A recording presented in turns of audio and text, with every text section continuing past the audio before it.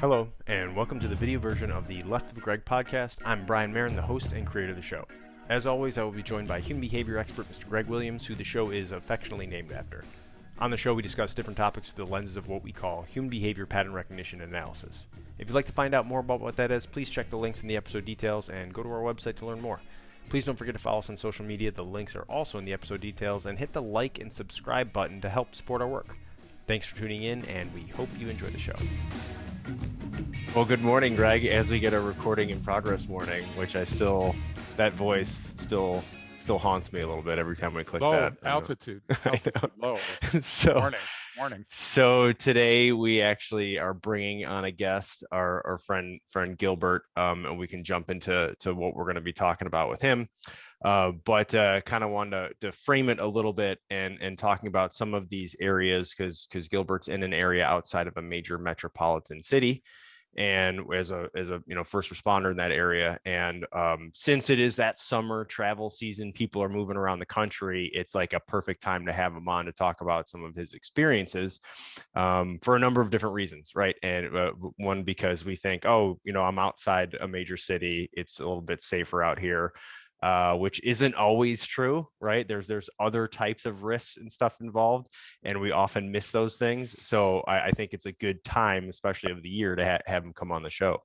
Well, you know that Shelly's parents are traveling across country from Detroit as we speak. Last night they were in Illinois. Tonight they'll be in Kansas. Tomorrow night spent in Salida, and then 2 weeks in my Rogue Manor West. So when I'm not drinking and trying to choke myself out. No, they're wonderful. They're actually the outlaws that are the in-laws. But the idea is that them, like many other Americans, are traveling and they worry about the big city. They worry about, hey, listen, if I'm stopping in Dallas or I'm stopping in Denver or whatever. They don't think for a minute that in between those areas, that's where a lot of the crime and the danger exists as well. And the fun. I mean, I'm not gonna lie. Of course. So no, I've got it too. So actually, when this episode comes out, I'll be shortly after that on the road with my brother. In the other direction to Chicago. Yeah. So that should be an interesting road trip. But either great vacation place. Somalia, Chicago, Detroit, all the places we like to travel, Brian. Well, on that note, I think we'll just go ahead and introduce Gilbert. Hey, man, thanks for coming on the show, and thanks for joining us today. Absolutely, thanks for having me.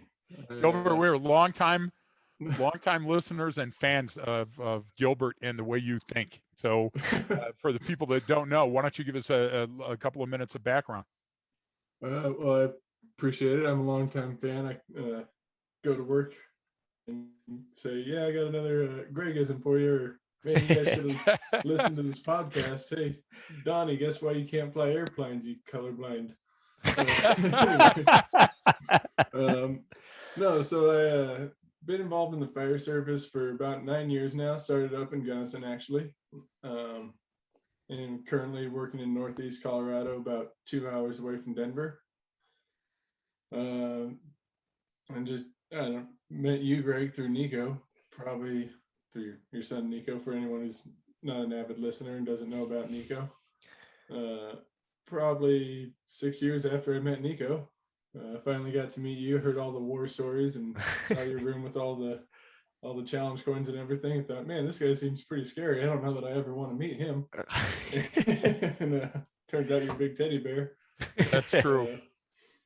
Well, thanks, man. Well, we know we appreciate you coming on, and you always and for those listening, I know there's a bunch of you out there who reach out to us and share stories, whatever, which we love and appreciate because it helps kind of inform the episode and know that we're on the right track in some areas, or gives us ideas for other topics to talk about. So you're definitely one of those people, which is why we wanted to have you on here, because you've got all kinds of different interesting stories, and you always ask great questions about how do I transfer that over into training? What does this work? So there's a bunch of stuff we can get into, but I'd love for you to start, and you can keep it as vague as you need to keep it, because I know there's kind of ongoing stuff with some of the stuff you're talking about. But you had an interesting story and that you came to Greg with, and then immediately told me, and I was like, dude, this is incredible. So if you wouldn't mind, kind of we'll start by you sharing that story, and then we can kind of jump into it.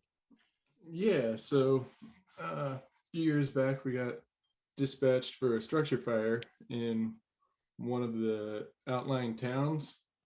And it was one of the towns that's actually in our fire district, but we also mutual aid with the entire county that we're located in. We're the only career department there. So we're called in a lot, but we always, work with our pretty much, let me start again. If there's a fire in the county, pretty much every department is dispatched to it. And we'll talk about that a little later, looking at the notes about the challenges with being in a smaller department. But so we get dispatched out for this fire.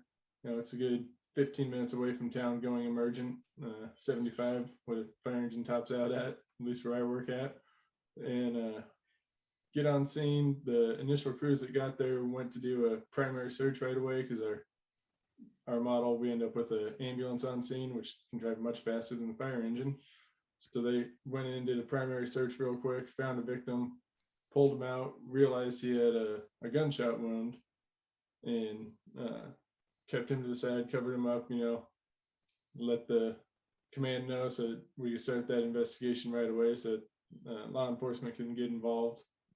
And as we got the fire under control, everything knocked down, we realized that he had, I don't know if it was all the guns he owned or not, but quite a few different guns around him. And so, my interesting way of thinking, I don't know, I'm pretty sure everyone came to the same conclusion that you don't need all your guns if you're planning on, biting the bullet. Was he waiting for an ambush for us? Was he, what was going on? We all kind of assumed he was waiting to ambush us. I'm figuring, we're 15 minutes away. By the time we got dispatched, who knows how long the fire had been going before we were dispatched. By the time we got there, smoke and everything was, he'd just been like, well, I'm not going to make it. And unfortunately, ended up committing suicide. Yeah, and so that's a crazy story, as you're telling it, and I'm like literally sitting here, oh my God, you're showing up to a scene and you find that, that's almost that you get that kind of sigh of relief, like what the heck just happened, or that incident, whoa, we were never expecting this. As you're showing up to a call, you walk in and see just a guy, you with a gunshot wound, but guns everywhere. So immediately it's like, yeah, like you said, well, if I'm going to commit suicide, I don't need all of my guns, right? Yeah. I just need one. And then what could have happened here? What were all the spirals? And so that obviously intrigued us, and Greg and I had kind of a discussion about it. So I'll let Greg jump into that stuff, because that's not an unusual thing, right? I mean, first of all, let's stage it. The reason that Gilbert's a little bit off his mark this morning is, Brian, we're wearing the same shirt. Have you even noticed that? How weird is that? So that's got to freak anybody out. And we're all wearing a version of red. So I'm worried about that. That's scary. I almost wore the same shirt as well. The one I wore. Oh God, this is terrifying. Yeah. So, but listen, this happens across the nation. Yeah. And what you have to think about, and by the way, the airplane is coming over right now from the government. The DH has to warn me. Fire officials, paramedics, government officials, Atmos Energy, just about whatever you have that has a marked vehicle and a uniform, some people consider you a government official, a revenuer. And so, Brian, you remember when we were doing the training outside of let's call it Atlanta, Georgia, that there was the incident where the guy was getting evicted. So he started the fire to get the fire department at the scene, and then started shooting. That happened again outside of Dallas. So it's not unusual. And what we're listening to is we're talking to a subject matter expert that's seen many fire scenes, that's seen many suicides over the 9 years. But this one was patently different. How was it different? It appeared as though it was likely that the person had staged the weapons in a manner that they were going to make their last stand, and was overwhelmed for whatever reason and decided to take their own life. So why would we do that? One, home, the castle, that's where we get the castle doctrine. Two, listen, I'm going out. So that means absolutely everything around me is going with me. That's why I burned down my own house. It just happened in California a couple of weeks ago, Brian, with the rail yard. where the guy destroyed everything. Listen, scorched earth. I'm not coming back. So I've got, I don't worry about damaging these things around me. The idea, though, and I think what's most important here is that Gilbert and his crew responds to dozens of fire calls in a week. Okay. You don't have that at the top of your list that this might be the last one because it's going to be an ambush. And I'll give you one. Mountain Star, a little place outside of Vail, Colorado. We had to go up there for a burglary that turned into an arson that became a suicide. And the person was an avid shooter. So he had a room dedicated to his shotgun shells, and he had every manner of 12 gauge shell in this room. And they were all going off when we were there. And I remember Tom Leake, my subject matter expert on the side, saying, "Oh, don't worry, a bullet that goes off for fire doesn't have a direction and distance to kill a man." And it's pop, pop, pop, and windows are busting out and everything. Okay. And I'm like, "Well, I'll see you in half an hour." Yeah, exactly. You can stand there. Yeah, you can prove that. Yeah. But in that instant, there was hazardous materials that caused the danger at the scene. Gilbert, what you're telling us is that sometimes when you go to the scene, you're not expecting that it's going to turn into a shit show. And I would assume that happens pretty often with you. Yeah. And I kind of saved this to set you up, but a little bit of the backstory that I found out after the fire. The victim in the fire had been pretty upset. You talk about we weren't able to see this coming, that type of thing. So after listening to you guys for so many podcasts, the victim had a family member die. I don't know, a couple months before. I believe his mom had died, and a year before another person had died. And we got back to the station, and like, man, he was real upset when his mom died. But never saw this coming. And I'm like, well, maybe we. That's when I reached out and talked with you guys. I was like, well, maybe we should do something about this. Like, maybe pay attention to. Wow, this guy's a little extra upset. If we get called there for something else, maybe we should just be a little more aware that he might blame us. And you're not just talking about grief.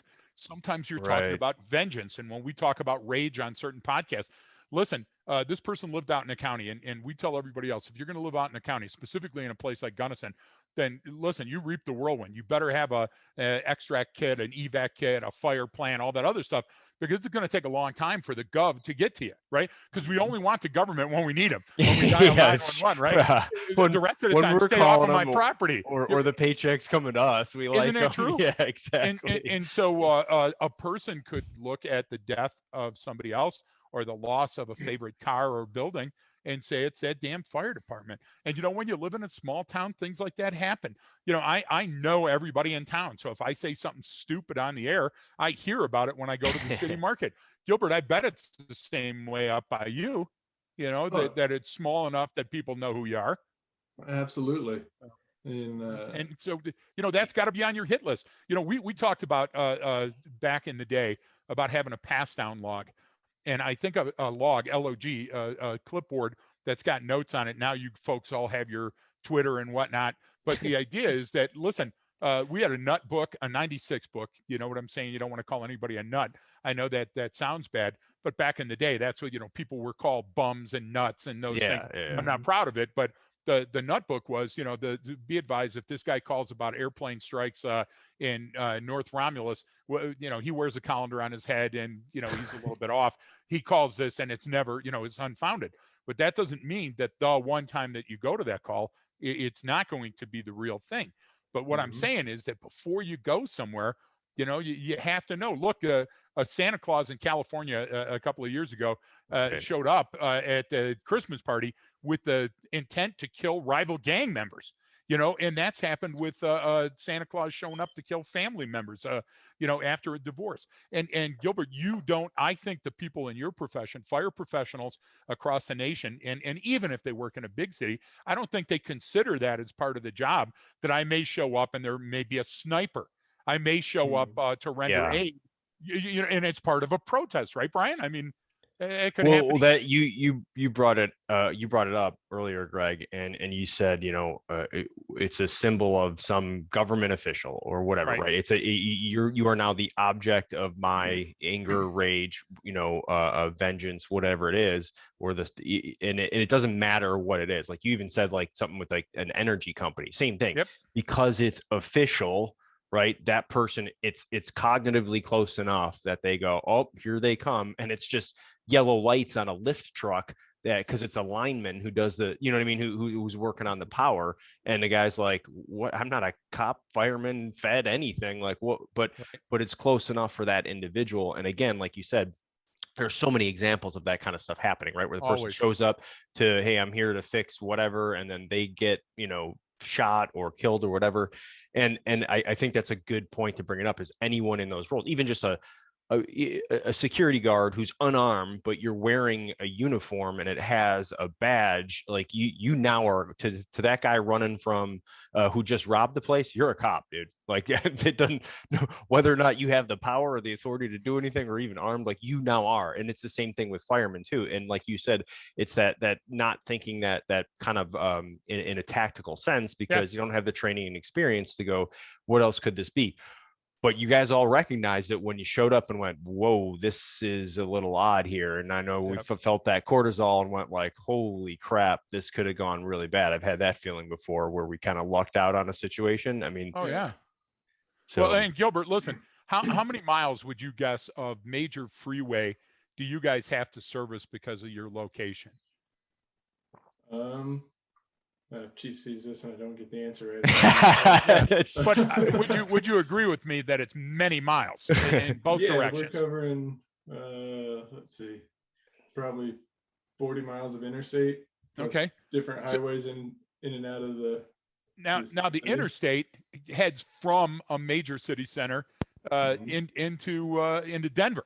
So I would assume that there are times that you have calls that turn into other things, like a DUI accident where it's a fatality and the drunk driver, who always makes it, decides to flee. Well, now you have a crime scene, or you have a mobile meth lab, or you have a person that's transporting drugs. I would assume that happens to you rather often, more often than the people that live in outlying areas think. Is that a fair statement? I'm sure it does. We don't see as much of it firsthand because, we get there and someone's injured in some sort of way or wants to be checked out because they don't want to get the DUI, and they think if they go to the hospital with us, they're not going to get a DUI. But, okay, so they can drive to the hospital. you also would have the argument where a person's going to say, hey, listen, I wasn't the driver of the vehicle for whatever reason, right? I mean, those are commonplace, I would guess. More, and when I say commonplace, I mean just as much as you have an injury accident, you're going to have 1 out of 5 or 10 of those that's going to be a nefarious activity or a stolen car. Just had one from Gunnison, a Gunnison stolen car. You don't get them often. Rolled over in the canyon, and the person that stole the car hasn't been charged yet because it's still in a hospital. So you're going to encounter criminality sometimes. Sometimes a grow operation at a house fire. Sometimes people that were doing something illegal at a campsite and it turns into a forest fire. Isn't that a fair assessment? And if the answer is yes on that, Gilbert, I would say that firefighters need the same level of that type of training as a law enforcement person would. Absolutely. We do encounter it, like I said, probably more than we realize, because we're mission focused on the victim, on that sort of aspect of it. But also there are times when it's blatantly obvious. You do a Narcan wake up on someone and you say, hey, what have you taken today? And they say, I don't do drugs. And you're like, really? Because you weren't breathing. We gave you this. It only does one thing, and now you're breathing again. Right. So it's something we run into, like I said, probably more than we realize we do. And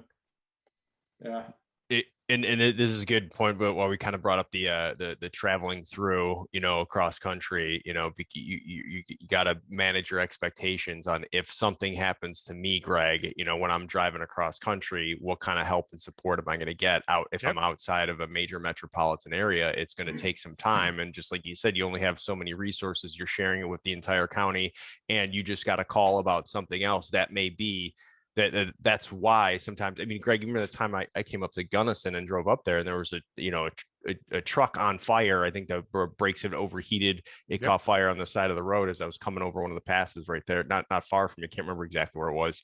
Actually, I think it just crashed into Colorado, but whatever. I'm just sitting there like, the guy was out there, everyone was away, it was safe, but I'm just like, that's going to be what, 20, 30, 40 minutes before someone's even going to be able to be there. I mean, it's just like we people who grow up in a city or around that area kind of take that stuff for granted, and you're going through, and it's just, it's going to take some time to get out there. And one of the reasons too we brought this up is important because even what's been happening recently too in the news, there was a big one out on the East Coast, Greg, and I know about, I mean, this involved like some sort of sovereign citizen type group, but same thing, they're on the side of the road filling up with gasoline, and it's one state trooper, I think, or police officer out by himself, and it's just this literally massively armed group of individuals, and just one police officer or whatever the situation is. It's just like it can spin rapidly out of control very quickly if not, if you're not thinking your way through the situation. I mean, is that a good way to kind of sum it up for us? Well, yeah, and think of it this way too. You had they identified themselves as a faction of Moors with a specific title. In that group, as a sovereign citizen group, has been around for a long time. This isn't something new. And back in 2016, you'll remember a Moorish sovereign group ambushed 6 coppers and killed 3 in Baton Rouge. Down in Louisiana. And a year later in Orlando, they shot a copper and then ran over another one trying to get out of there. So now here's the idea. You see at the side of the road, like anybody would, any first responder, you see the vehicles pulled off to the side and people filling up in gas. You're going to stop. Then the next thing you know, these are the exact type of people that don't like you, don't like the Fed, don't like the government, anything else. And again, Gilbert, if you got a marked vehicle, I don't care if it's a cable truck, and you're wearing some kind of uniform, people routinely associate that. And here's an additional question. How is it that our DHS, how is it that the Fed didn't know that a group that claims they have 1,000 to 5,000 members that get 1 million hits a year on their site, didn't know that these people were traveling to and from? And listen, we have a sovereign citizen group in Gunnison, Colorado. So you don't have to go far to find that kind of stuff. No, it's not here at Rogue Manor, you bastard. But but the idea, it's not that far away. And Gilbert's stretch of freeway runs basically east and west. It's kind of a northeast to a southwest, but it's east to west across the state. And anytime that you've got big, vast expanses of open, you have stuff that, I'll give you an example. The car that was stolen in Gunnison, the person had a firearm in the car. That's a very common thing for Gunnison. But now what you got is a stolen car, Brian, which is a property crime, bumping up to a potential felony.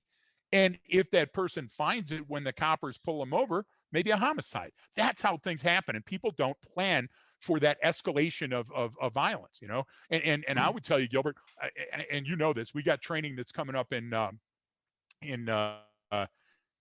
Valparaiso in just a couple of weeks. And, it's like pulling teeth to get fire professionals to come to that training. Now, you attended training. What would you say to somebody that was, a fire person looking at this training and saying, maybe it's not for me, the human behavior training? I would say, well, obviously I'm a big believer, so I would say it's absolutely for you. The number of situations that we're walking into where you're dispatched for one thing, by the time you get there, it's a kinetic scene. It's changing. So someone on the phone saying, yeah, my family member needs help up, and you're not going emergent because you're like, oh, it's a lift assist, not a big deal.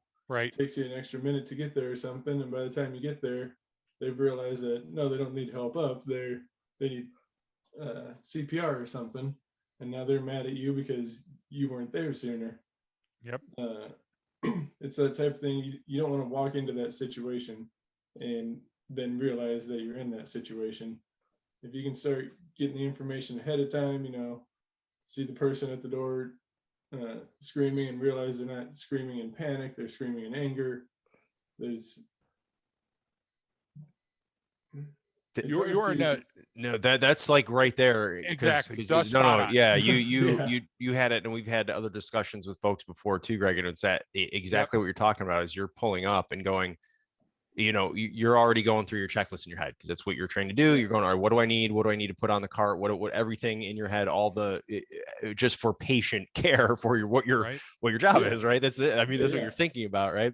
And then you just gave the perfect example of knowing when someone's out there screaming, whether they're screaming because they're angry at you or they're screaming because they're just panicking and freaking out because of the situation inside. Those are two completely different scenes you're walking into. So that should adjust how you respond to that, right?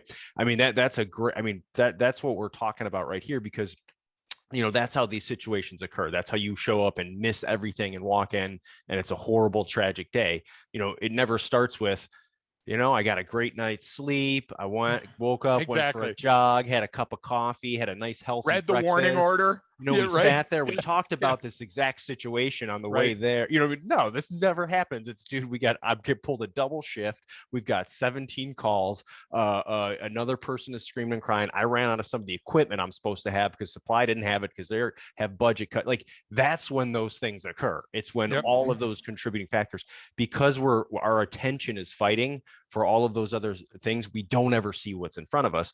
And like you just said, taking that, I always say SILS, stop, look, listen, and smell. Stop, take a big breath in, look around and go, what is really the situation? Because dispatch told us one thing, but we all know when we show up, that could be something completely different. And so just having those, that 1 second pause, like you said, to make that observation, that's the difference between life and death. Like, that's it right there. But I want to, 1 second. I want to make sure that I caveat this before you go on, Gilbert. We're talking about fire and police and professionals and training. Look, there's somebody that's delivering a pizza, and that person that delivers a pizza is going to get robbed because the person that called had nefarious intent, and they're going to show up and literally have a gun in their face, give us all your money. Oh, and by the way, give up the pizza. If you don't consider it before it occurs, if you don't rehearse it before it happens, the seconds that it takes for you to actually realize the denial phase that, oh my God, I'm in a life and death situation. It's a game of nanoseconds, Gilbert. You don't have to be a fire professional to be in a situation that's going to cost your life. Domestic spill over into the workplace every day, so being unprepared mentally that something is about to occur in a routine situation could cost you your life. Absolutely. And I was thinking about this the other day, actually. I would argue that the training looking for anomalies in your environment has more carryover as well into the fire side, because you go into a structure fire and you're looking for anomalies. Your mindset in the back of your mind, should I stay or should I go? Yep. There was a warehouse fire, I believe, over on the West Coast a few years back, and there's a group of guys on the roof getting ready to ventilate, check out the roof, see if it's involved yet. And if you watch the video of it, they go bailing over to the side, and as they're bailing over to the side, the roof collapses. And it's the should I stay or should I go? That morning, the captain, I think it was a senior guy, said, hey, just when you're up there on the roof, remember, trust your instincts. He didn't know what clued him off. From what I've heard from going to trainings, he didn't know what clued him off. He just said, something's not right, run. And it was that quick. They started moving and the roof started going, and they were able to get off. Well, So, and remember how fast your instincts. Right. Yeah. But think about that. Your brain, for example, if we just talk about amygdalic responses, your amygdala is sending out 50,000 messages to sample the environment to the one message that comes in. And it's doing that for a reason, to sense danger. But what we do is we sometimes think, and I use the term routine on purpose, we sometimes think that it's going to be a routine situation. No situation is routine. And when you show up, you guys aren't armed the same way the coppers are. Coppers have a phalanx of defense systems. They can call other coppers. They have less than lethal force. They've got high powered weapons. You know, they can call in air assets. What do you got, Gilbert? You know what I'm saying? What do you got a couple hours out of Denver is what's in your kit and the training that you and your group share, you know? Absolutely. And we do have our, bulletproof vests, our tactical helmet, that type of thing, but that's not, we don't wear those routinely. Those are, hey, PD needs you to stand by for this. There's an active shooter, that type of thing.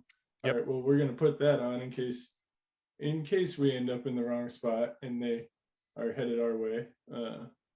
But for the most part, we have a couple guys that are tactical medics that go in with the cops, but the rest of us, ideally, are not going into That's true. to the hot zone. Right. And you just, I mean, you brought up that perfect example. I literally got goosebumps when you're talking about the firemen who recognize that. And, that's the thing about what some of the stuff that we talk about is your unconscious ability to sense that danger is going to be far faster and greater than your conscious ability to do it. So what we're talking about is attending to the right things in your environment, having that, like if I'm so overwhelmed by what's happening, I'll never miss that. Right. So that was someone, and I'm just from you recall, say telling the story, I'm inferring what likely occurred. Right. I didn't read anything about this or talk to the person involved in that specific case. But the idea is something in their experience triggered that unconscious awareness, that amygdalic response, like Greg said no. They can't even recall or know what it was. Right. They didn't consciously observe that something picked up. Okay. That comes through a lot of training and experience. So the and from not being overwhelmed by events, because if that individual was yelling at people to go do this and talking on the radio and carrying something all at the same time, they likely never would have picked up on that. So a lot of times just attending to our environment correctly, which is why I kind of brought up your perfect example of showing up on the scene of a call and you're already doing that mental checklist, right? You're going through everything that you need to do. And sometimes, because that's what our job is, we get so hyper focused on that, we don't take the time to really take in the scene. And what is that scene safety and all that stuff that we're supposed to do in these situations. So I love that because it's a good thing to stress, something triggered that response, unconscious awareness, and they went, holy crap, let's go. And that's why Greg and I are always like, hey, no matter what happens, right? Yep. If you learn all of our information or none of it, just your trust your instinct in that situation when it's telling you, because so many people, because of our profession, because of our experience, we train to push past that. I mean, you're a fireman, so everything in your brain screams, get the hell away from that fire, but you've had to go through training to go, no, we go towards the fire, right? So you're already primed, you're trained to push past your normal human reaction. So now I have to kind of recalibrate that, right? And I have to get that baseline of what is a normal human reaction. Is that kind of, you see what I'm getting at, Greg? Like it's kind of like a different way to look at it now. But what you got to do, look, every spring we get the same calls. Every spring you read the newspaper and it's police, a first responder, somebody like that drowns trying to save somebody that's drowning. And you look at it and you go, well, how can that happen? What it is that we were taught to overcome the stress response and work to the sound of battle. And so by doing that and not giving ourselves the time and distance, and literally we're talking about the gift of seconds to look around and see what's actually happening, we run in and we die.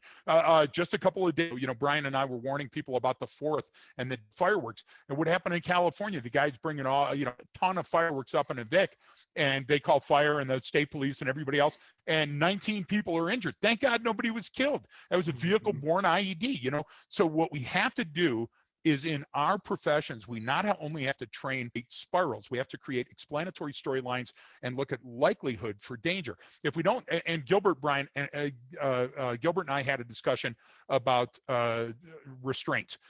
You get a suspect that's out of control, he's flipping out, and the coppers don't know what to do with the person. And what do?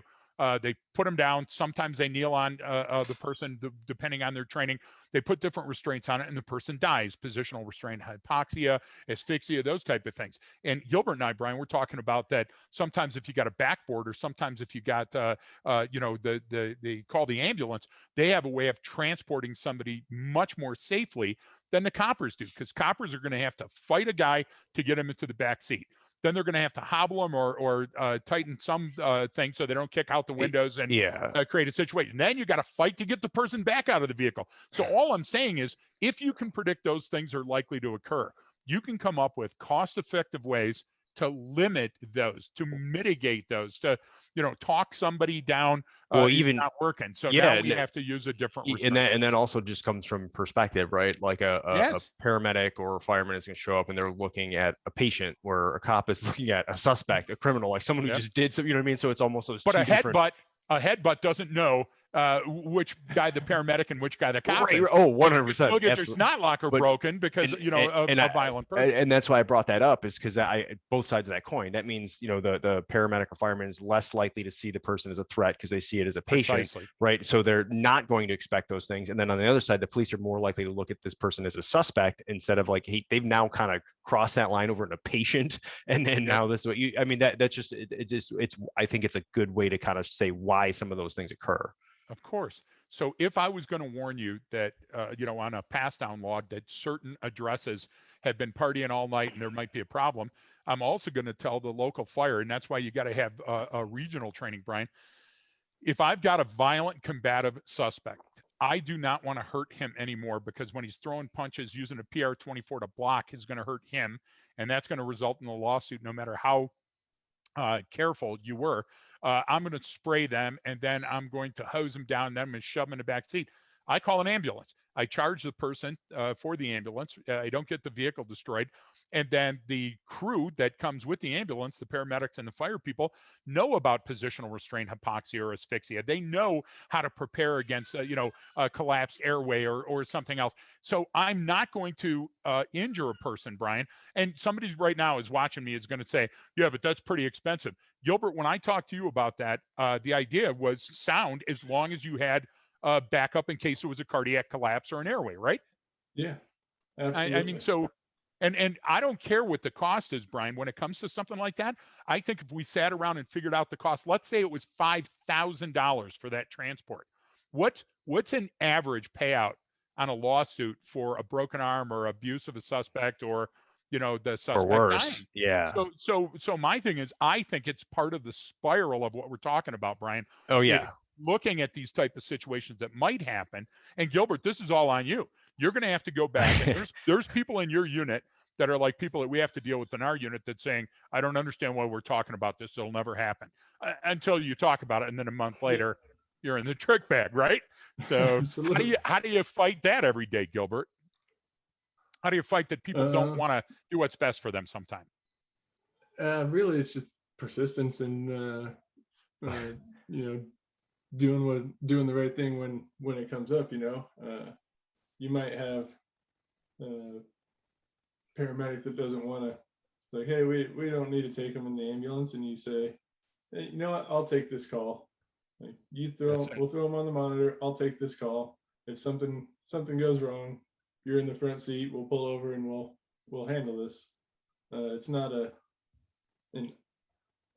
I'm saying that hypothetically. I'm very lucky. I have a real solid crew that isn't too keen on passing stuff down to the basics that shouldn't go down to us basics. But right, that's really what you have to do, is be persistent with it, and try and explain that this is what's best in the situation. Try and make them understand, and look at it. The way I look at it is emergency services across the board, police officers included. Some people won't believe me, but we're in the game of chances. We try to give chances. We take chances to give chances. No, so exactly. This person that we're arresting might be, or that we're taking in for the police because they're combative, or need medical attention before they can be processed. We're trying to give them a chance to turn their life around. Right. You know, Right. it's They're not always realizing it as a chance at the time too. yeah, and most of the time, 99 out of 100 times, you're gonna not have an effect. Right. But not too long ago, we were doing a business inspection, and the guy was starting a drug rehabilitation group, you know, and we got to talking to him, and he was someone that we had met years before, had caused quite a scene in town, and was like, man, I've been driving a truck since I was 18, and I haven't been sober since I started driving a truck. And that night, you know, I realized I have a problem, and now I want to help other people. That's the one in Wow. 100, but that's, you know, that's the victory. We gave this guy a chance, and now he's hopefully going to give someone else a chance. What Dr. Rob Kelly was talking about when he Yeah. was standing up in front, was like, no one's listening to me. Well, that one guy helped another guy helped another guy. No, that's a great point, because it just came out this morning is our most recent. We call, you know, we just titled the podcast "You Never Know," because that's the way we look at things, and it's just kind of a mindset too. Just like you said, it's good, both sides of the coin, meaning you never know that the guy you just bumped into and spilled the coffee on is like, you know what, that's it, and he's killing everyone in that place.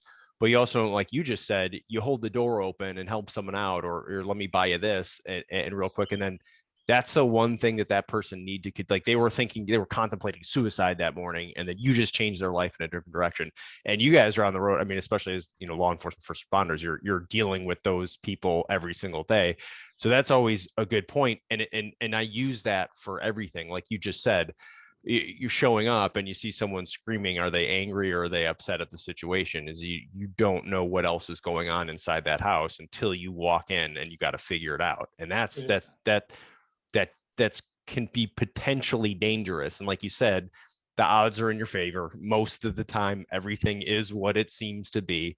But what we're talking about is those situations of when they're not what they're supposed to be, when something's off. And sometimes people recognize it, and then, you know, it's good, and you know, they react in time, and some people don't. They walk right into those situations even though it's screaming at them. And we're always the ones to say, look, it's not on that person. It's just, that's how humans are. That's how we all are. We get in that Mobius loop of, this is my job, this is what I go do, and we don't ever stop to take that second. So I always, you know, those are really good examples too. And I know I kind of wanted to get to as well, as I think, Greg, you said you had some questions about memory or something you want to talk about in terms of and memory. I want to throw one back to Gilbert, Brian. I had to walk off there for a second. And so Shelley had early in her career, she got her FOP Officer of the Year award for going into a fire. And Shelley's fire was like a clown car. It was a pregnant woman and each one of her kids, and her kids were like the Roy G. Biv color scale, all different ages. Do you get what I'm trying to say? So she had the pregnant woman and the baby and this and that. Before fire ever got there, Shelley ended up bringing the whole family out of the fully involved fire. Shelley lost all the skin on her face. She lost her eyebrows and a bunch of hair, and shrink wrapped, because cop uniforms aren't built for anything but looks back in the day. Do you get what I'm trying to say? So she shrink wrapped her police uniform to her, and had to go to the hospital as well. And I was thinking about something you said that people don't often understand.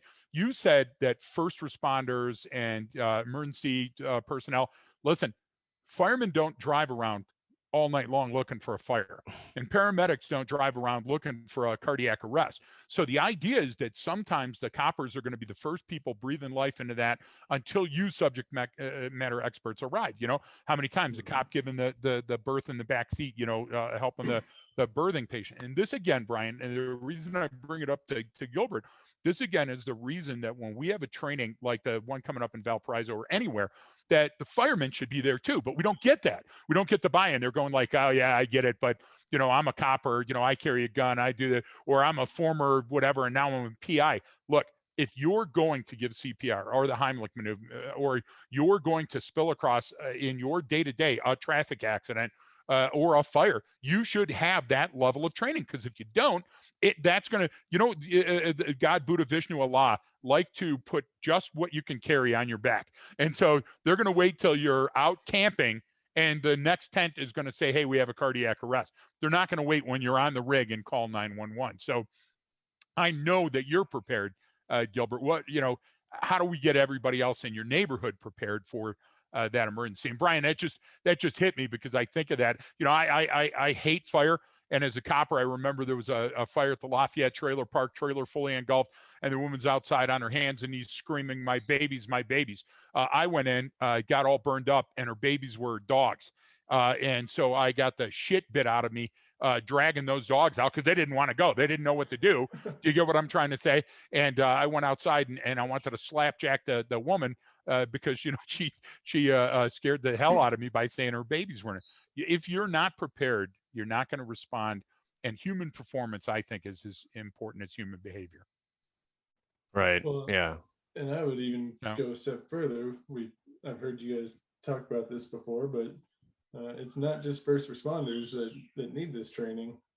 It's everyone, being able to recognize walking into the bar, walking into Walmart, walking in, just being able to do that. If people would listen to the podcast, pay attention, I think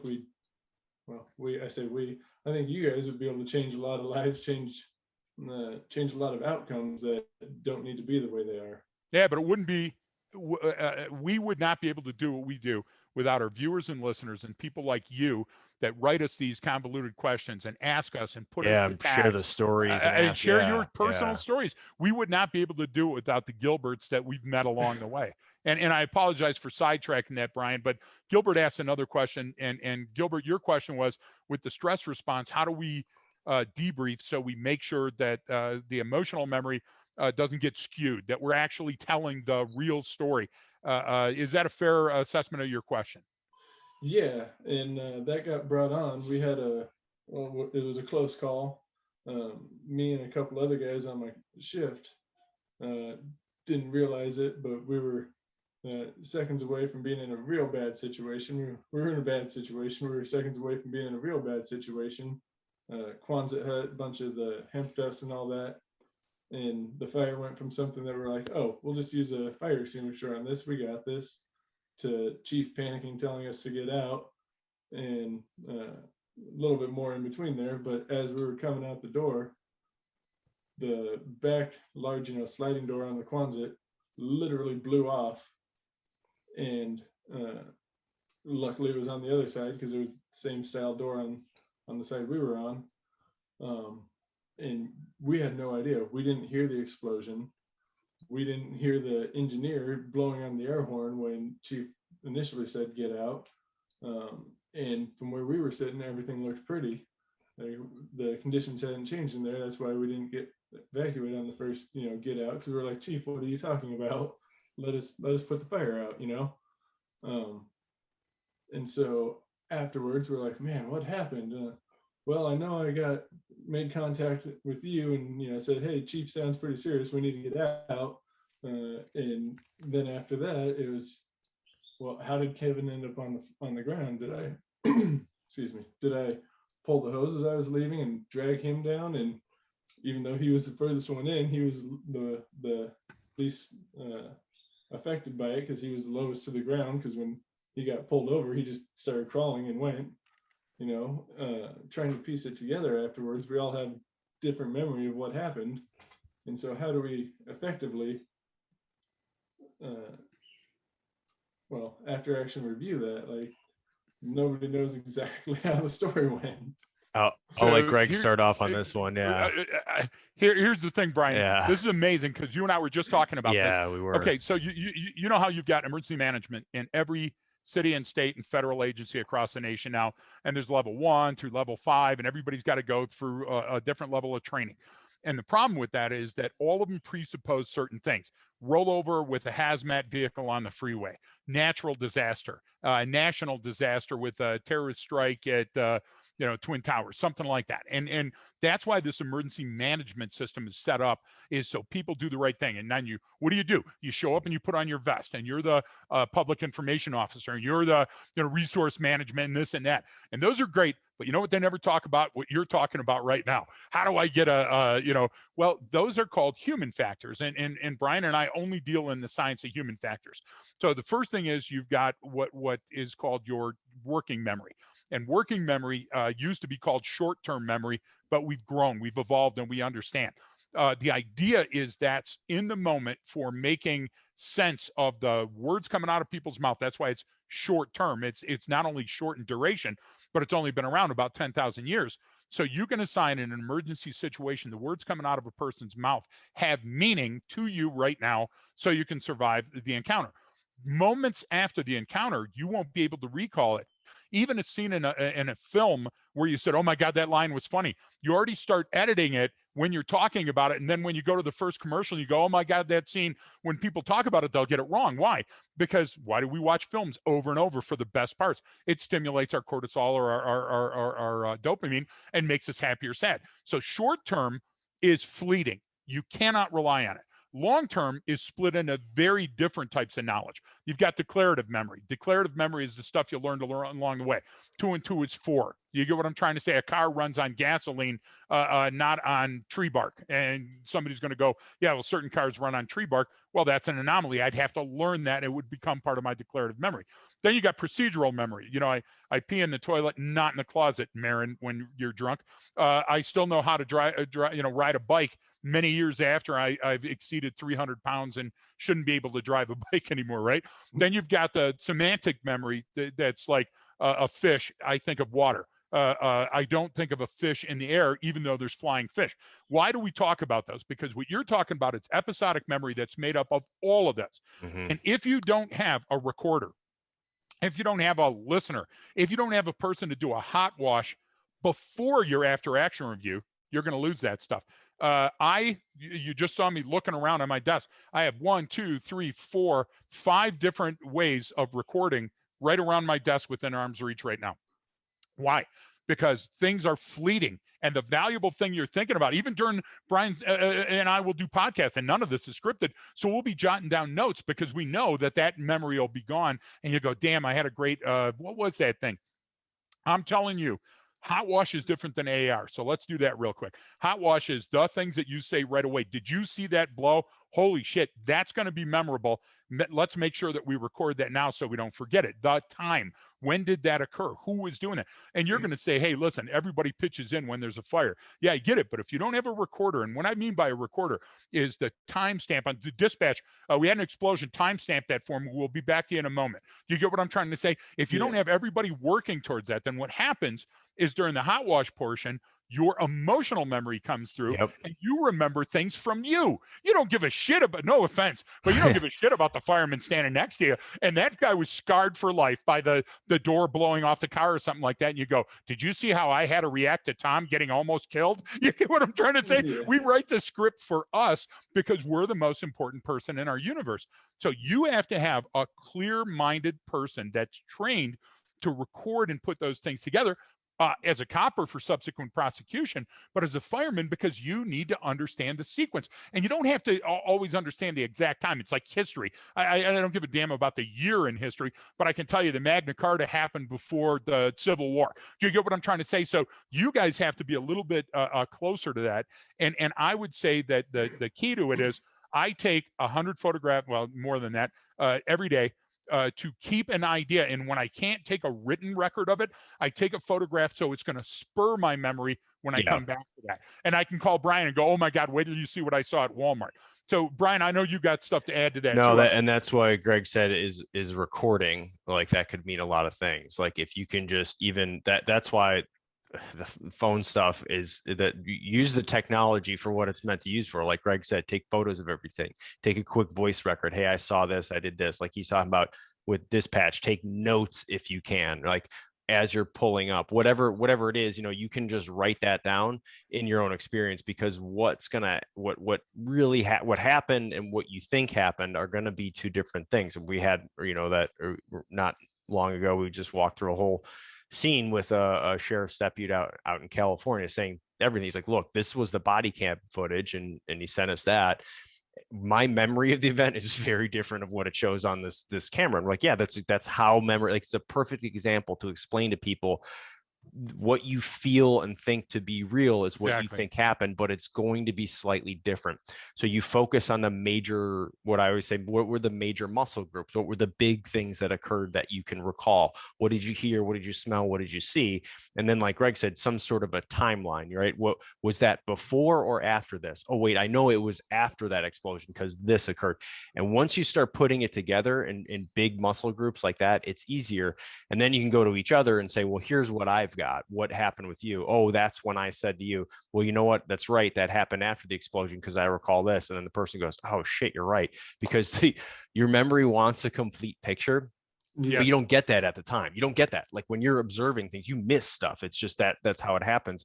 But your brain doesn't like that. And so it'll just jam whatever in there and go, yeah, it was suddenly a light gray shirt becomes, no, he was wearing an all black shirt. But then you're like, well, how those are so different, because that light gray was close enough to like an off white that someone else called it white. Now one person's reporting he was wearing a white shirt, one person's reporting a black shirt. You're going, yeah, that's human perception bias, and there's limitations to it as well. So we can do all those things. So you have to do the best, what, like I said, major muscle groups, writing it down, recording it. Like I like that word, like Greg said, recording, because that could mean anything, a photo, a radio call, A napkin.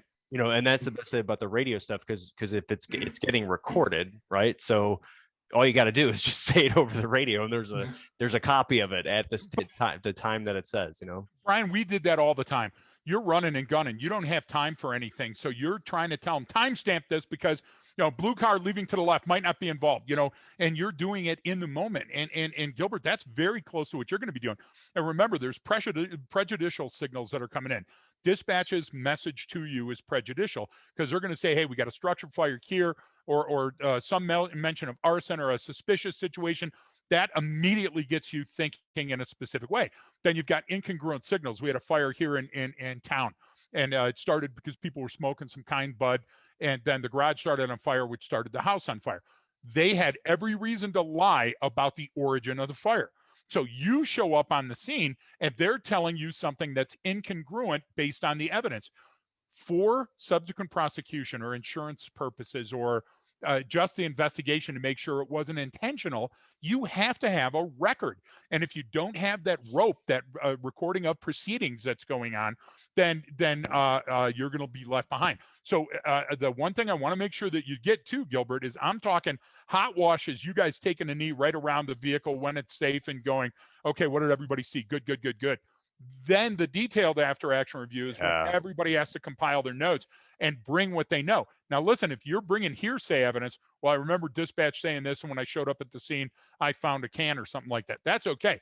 But when you say, yeah, when I remember Tommy saying this, and then Billy said it, and that confirmed, no, that's bullshit. That's just a bunch of people sharing the same, innuendo, right? And then it becomes fact.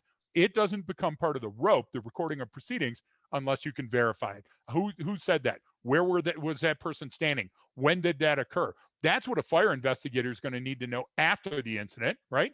Yeah. And especially if it's going to cause property damage, is going to go to insurance companies, and injury or death may require a prosecution for any number of criminal activities. So absolutely. I hope that is what you were thinking. Yeah, no, that's what I was trying to get at. Was, again, like when I emailed you guys about the, hey, how do we prepare for this? Oh, keep a list of potential houses, that people might be mad at you at, or might be not quite there. Yep. That's really what I was looking for, is just some way that we can, us specifically and other departments, can look at it and put together something that's happened a year ago, I would say. And I want to throw something too, Gilbert. I'm going to ask you to do something that's spontaneous, and I'm sorry to put you on the spot. But one of the things that you said is that you had an epiphany moment because you were on a type of a call. I'll let you explain it. And you were thinking, man, I should be doing training. I should be doing this and that. And it dawned on you that what you were doing is exactly the preventative stuff that we talk about. Do you remember that comment? Yeah, we were doing a business inspection, and not the fire service's favorite job to do. From everyone I've met, it's not the action, the fire, not what you signed up for, but it's one of the responsibilities. And I had the epiphany. I was like, man, this is as close to left of bang for a structure fire as we can get realistically. Going in saying, hey, that extension cord, you can't use that to run that appliance all the time, especially because that's extension cord's about, I don't know gauges on wires, but that's a really small gauge wire, and that's a really large appliance, and you're going to burn that extension cord up, cause a fire, blah blah blah. We can't do that in people's personal homes. That's their kingdom, their place. If they ask us to come down, we can say, well, we can give you recommendations, that type of thing, but we can't just say, hey, we're going to come knock on your door and check your house out and make sure your wiring's up to spec. So for structure fire, between that and public education, hey, don't use your extension cords permanently, that type of thing. Kids, don't play with lighters. That's as close as we can get to truly being left of bang on a structure fire, or on a fire of any type. And it's so simple. Yeah. Listen, there's somebody out there right now that's using a hibachi or a coal grill on the deck of their apartment or their house or in their garage because it's raining. And they never once thought about confined space entry or the secondary ignition potential or all those other things. And when we talk about it right now, somebody's turning down the radio because we're not talking about sex or, some other stupid thing. But those truly, Gilbert, what you struck upon during that epiphany is the answer. The fire alarm, that smoke sensor in your house is more important than many other things, more important than the phone to call 911, because it may give you the gift of time and distance to get out of there before something happens.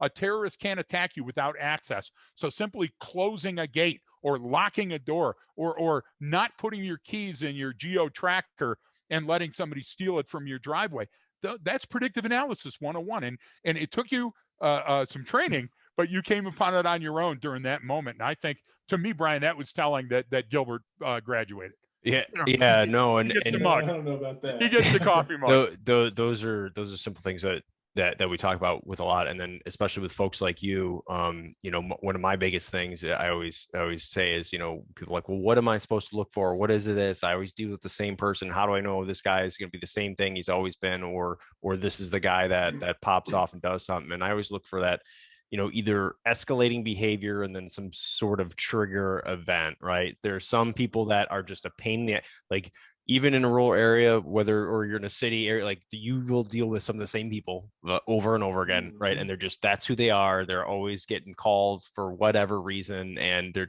they're soaking up the county resources, right? And they're just a drain, and we have to deal with it, right? And, it's like, how do I determine if it's just that person who's got all those issues and they always are, or this is now the time that they're going to fight it out or shoot it out or something? And I always look for, that escalating behavior. It has, what else has changed in their life? Are they continuing to do the same thing over and over again, which is normal? That's what humans do. Or is it starting to get worse? It'd start with, it was just, this guy would just shout a lot, but now he's actually, they're physical assaults, not just verbal assaults. And then, he started throwing this time, he never did that before. Those type of changes, if I can see that, I can literally almost plot it on a graph as it's slowly increasing. Absolutely. That means it's going somewhere. It's absolutely going somewhere. Then, or any of those people coupled with some trigger event, like you talked about, the guy who was like, well, actually found out his mom had died, and then someone else he'd care about died. Those are huge, huge, huge life-changing events.